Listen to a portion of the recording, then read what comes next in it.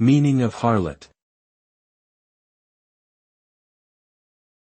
Harlot. Harlot. Harlot. Harlot.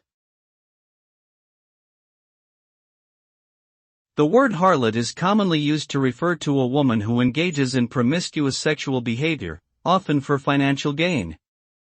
While the term is considered archaic and offensive by some people today, it has a long history in literature and culture as a way of denigrating women who don't conform to traditional societal norms surrounding sexuality and gender roles.